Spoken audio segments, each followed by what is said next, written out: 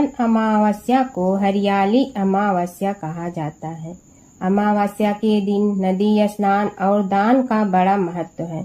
मान्यता के अनुसार इस दिन अपने पितरों की आत्मा के शांति के लिए पिंडदान, तर्पण, श्राद्ध किया जाता है। हिंदी पंचांग के अनुसार सावन मास चल रहा है।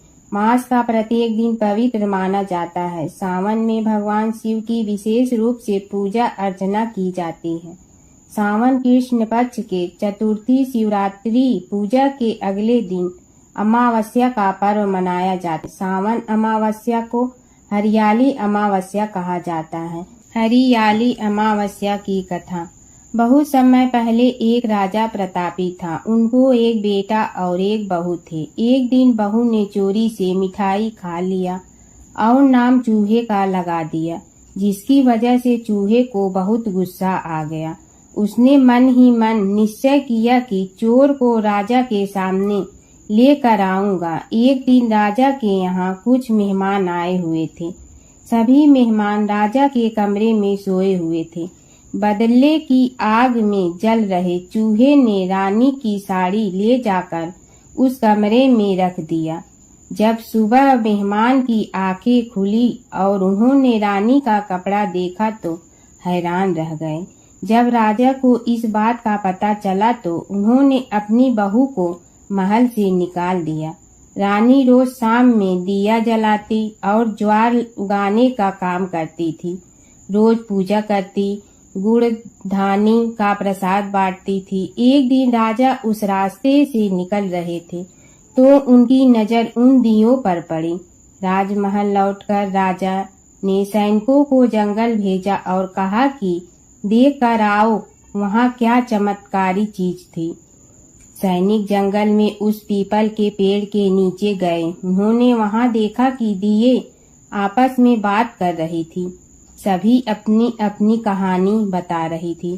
तभी एक शांत से दिए से सभी ने सवाल किया कि तुम भी अपनी कहानी बताओ।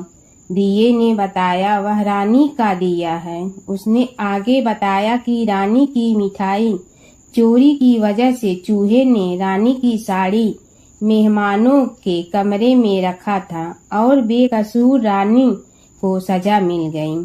सैनिकों ने जंगल की सारी बात राजा को बताई, जिसके बाद राजा ने रानी को वापस महल बुलवा लिया। जिसके बाद रानी खुशी खुशी राजमहल में रहने लगी। 3 पनौती अमावस्या व्रत कथा। एक गांव में सास और बहू अकेले रहते थे और उनका बेटा विदेश में कमाने के लिए गया था। सास और बहू बहुत अच्छे से रहते थे। दोनों एक दूसरे की देखभाल करते थे।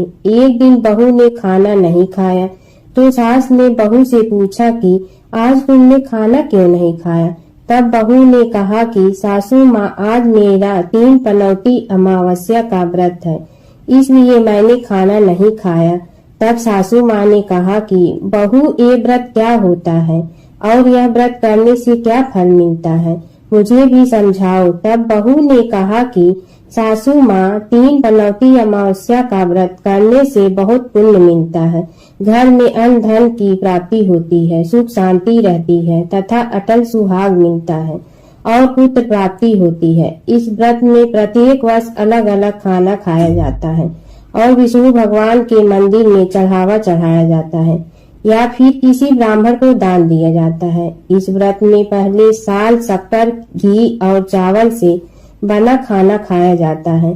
पहले साल व्रत पूर्ण होने के बाद 1.25 किलो चावल और 1 कटोरी घी तथा 1 कटोरी शक्कर का दान किसी ब्राह्मण को दिया जाता है।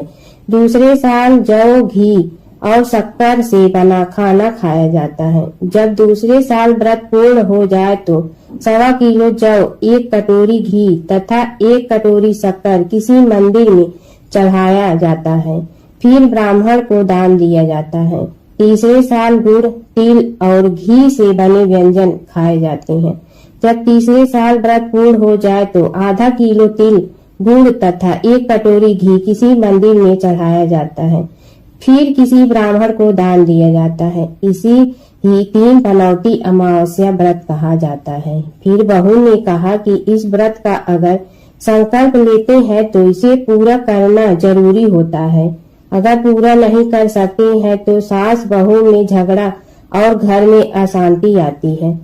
तब सासू ने कहा कि मेरी तो उम्र हो गई है, लेकिन तुम यह व्रत करो। और बहू यह व्रत का आरंभ करती है। लेकिन एक दिन बहू ने किसी के कहने पर गेहूं से बनी रोटी खा लेती है और अमावस्या माता इस बात से नाराज हो गई। जो सास और बहू बहुत ही प्यार से रहती थी, इन दोनों में झगड़े होने लगे। सभी गांव वाले भी हैरान हो गए कि यह सब क्या हो रहा है।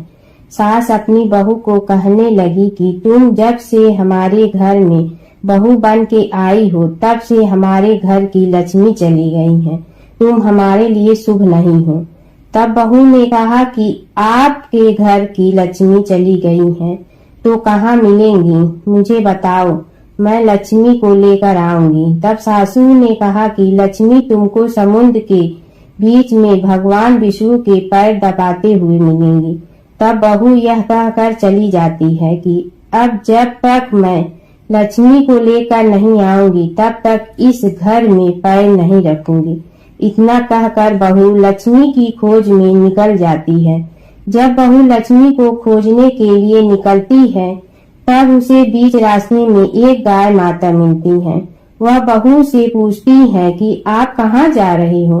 तब बहू ने कहा कि हे गाय माता, मेरी सासू मुझे कहती है कि मेरे आने से उनके घर में अन्न धन की कमी हो गई है और उनके घर की लक्ष्मी चली गई है, तो मैं लक्ष्मी को लेने जा रही हूँ। तब गाय माता ने कहा कि हे बेटी, अगर तुम जा रही हो तो भगवान से मेरे बारे में भी पूछ लेना। तब बहू बोलती है कि ठीक है गाय माता, बताओ, मैं आपके बारे में भी पूछ लूंगी। तब गाय माता बोलती है कि मेरा जब भी बछड़ा होता है वह मर जाता है, जिंदा नहीं रहता। तुम भगवान से पूछ लेना कि मेरे साथ ऐसा क्यों हो रहा है, मैंने ऐसा कौन से कर्म किए हैं। तब बहू बोली, गाय माता, मैं आपके बारे में जरूर पूछूंगी। यह कहकर बहू आगे बढ़ती है। अब आगे जाते ही बहू को एक घोड़ी मिलती है जिसके गले में घंटी बंधी हुई होती है। घोड़ी ने भी कहा कि बेटी, तुम मेरे दुख का निवारण भी भगवान से पूछ लेना। तब बहू ने कहा जरूर पूछ लूंगी। यह कहकर बहू आगे बढ़ती है। आगे जाते ही बहू को एक अंधा और बहरा बुजुर्ग मिलता है। वह भी बहू से अपनी समस्या भगवान से पूछने के लिए कहता है। तब बहू उसकी समस्या भी भगवान से पूछने को कहकर आगे बढ़ती है। आगे जाते ही बहू को एक बूढ़ी औरत मिलती है जो हाथ और पैर से अपाहिज होती है। वह भी बहू से अपनी समस्या भगवान को पूछने के लिए कहती है। तब बहू उसके समस्या को भी पूछने के लिए तैयार हो जाती है और आगे बढ़ती है। आगे जाते ही बहू थक जाती है और एक आम के पेड़ के नीचे बैठ जाती है। तब आम का पेड़ खुश होकर बहू से पूछता है कि बेटी, तुम कहाँ से आई और कहाँ जा रही हो। तो तब बहू बताती है वह लक्ष्मी को लेने जा रही है। तब पेड़ भी अपनी समस्या भगवान को पूछने के लिए कहता कि मेरे पेड़ पर लगे आम खट्टे ही क्यों होते हैं, इस बारे में भगवान को जरूर पूछना। तब बहू उसकी समस्या लेकर आगे बढ़ती है। आगे जाते ही बहू को एक तलाई मिलती है। वह भी बहू को बताती है कि तुम भगवान से पूछने की मेरे तलाई का पानी इतना मैला क्यों है, कोई भी इसे नहीं पीता है। तब बहू कहती है जरूर पूछ लूंगी और कहकर आगे बढ़ती है। बहुत दिन जंगल में चलते चलते बहू थक जाती है। उसे भूख भी लगी होती है, लेकिन खाने को नहीं मिलने से वह थक जाती है और जंगल में बेहोश हो जाती है। उसी समय भगवान विष्णु और माता लक्ष्मी वहां विचरण करते हुए आते हैं। तब माता लक्ष्मी विष्णु जी से कहती हैं कि हे नाथ, यह आपकी बहुत बड़ी भक्त है, आप इसके दुखों का निवारण करो। तब भगवान विष्णु कहते हैं कि इस संसार में बहुत जीव दुखी हैं, सभी अपने अपने कर्मों का फल भोग रहे हैं, किस किस के दुख का निवारण मैं करूं। तब माता लक्ष्मी ने विष्णु से विनती की और कहा कि वह भूखी प्यासी है और इसे यहाँ अगर ऐसे ही छोड़ दिया जाए तो जंगली जानवर उसे अपना शिकार बना देंगे। माता लक्ष्मी की बात सुनकर भगवान विष्णु एक साधु का वेश धारण करते हैं और बहू के पास जाते हैं और होश में लाते हैं। बहू के होश में आते ही साधु वेश में भगवान उससे पूछते हैं कि वह यहाँ क्यों आई है और कहाँ जा रही है। तब बहू पूरी बात बताती है। उसकी बात सुनकर भगवान विष्णु और माता लक्ष्मी प्रकट होते हैं। उनके साथ अमावस्या माता भी प्रकट होती हैं। बहू उनके चरणों में गिरकर वंदन करती हैं। अमावस्या माता बहू को कहती हैं कि हे बेटी, तूने मेरे व्रत को खंडित किया है, इसी की सजा मिली है तुम्हें, लेकिन अब मैं तुम्हें माफ करती हूँ और तुम घर जाओ। तुम्हारा घर अन्न धन से संपन्न होगा, तुम्हारा घर सुंदर महल में बदल जाएगा और तुम्हारी सभी मनोकामना पूर्ण होगी। यह सब होने के पश्चात बहू रास्ते में जो भी मिला उन सभी को दुखों का निवारण करने के लिए विनती करती है। तब भगवान विष्णु बोलते हैं कि गाय ने कभी अपना दूध किसी को नहीं पिलाया, उस वजह से उसके बछड़े जिंदा नहीं रहते हैं। तुम उसका दूध भी पिला देना, जिससे उसके बछड़े जिंदा रहने लगेंगे। घोड़ी पिछले जन्म में आटा पीसने वाली महिला थी। वह किसी को आटा पीस के नहीं देती थी, इसलिए उसके गले में चक्की के पाट बांधे गए हैं। तुम उसके पाट खोल देना, वह बिल्कुल ठीक हो जाएगी। बुजुर्ग कभी भगवान के मंदिर नहीं गई और ना ही उसने कभी भगवान के भजन सुने। तुम उसको मंदिर ले जाना और दर्शन करवा देना, वह ठीक हो जाएगा। बुजुर्ग महिला जो थी उसने कभी भी अपनी जवानी में दान पुण्य नहीं किया, इसलिए उसे यह सजा मिली है। तुम उसे दान करवा देना तो उसकी विकलांगता दूर हो जाएगी। उस आम के पेड़ ने कभी किसी बच्चे को अपने आम खाने को नहीं दिए, इसलिए उसके सभी आम खट्टे होते हैं। तुम उस पेड़ का आम खा लेना, फिर उस पेड़ पर मीठे आम आएंगे। तलाई का पानी पिछले जन्म में देवरानी जेठानी थी। वह हमेशा झगड़ती रहती थी, इसलिए उसका पानी मैला है। तुम उसका पानी पी लेना, वह तलाई शुद्ध हो जाएगी। बहू ने भगवान विष्णु, माता लक्ष्मी और अमावस्या माता को नमन करके घर जाने के लिए निकलती हैं और रास्ते में उसे जो जो भी मिला उनके सभी समस्या भगवान के कहे अनुसार दूर करती हैं। सभी उसे आशीर्वाद देते हैं। घर जाते ही उसका घर एक सुंदर महल में परिवर्तित हो जाता है तथा घर में अन्न धन भरा मिलता है। अब बहू सासू से कहती कि सासू माँ, आपने सच कहा था, मैं आपके लिए शुभ नहीं हूँ। मेरे जाने से ही आपके घर में लक्ष्मी आई है। अब आप यहाँ रहें, मैं मरने जा रही हूँ। तब सासू ने कहा कि हे बेटी, यह सब तुम्हारे पनौती अमावस्या व्रत का फल है, हमें मिला है। तुम यहाँ पर ही रहोगी, कहीं नहीं जाओगी। और सास बहू खुशी खुशी रहने लगी। एक दिन उसका बेटा भी विदेश से लौट आया और घर में यह सब देखा। तब उसकी माँ ने सब बात उसे बताई। इस तरह वह लोग खुशी खुशी रहने लगे। जय शिव ओंकारा प्रभु, जय शिव ओंकारा। ब्रह्मा विष्णु सदाशिव अर्धांगी धारा। जय शिव ओंकारा। एकानन चतुरानन पंचानन राजे। हंसासन गरुड़ासन वृषवाहन साजे। जय शिव ओंकारा। दो भुज चार चतुर भुज दस भुज अति सोहे।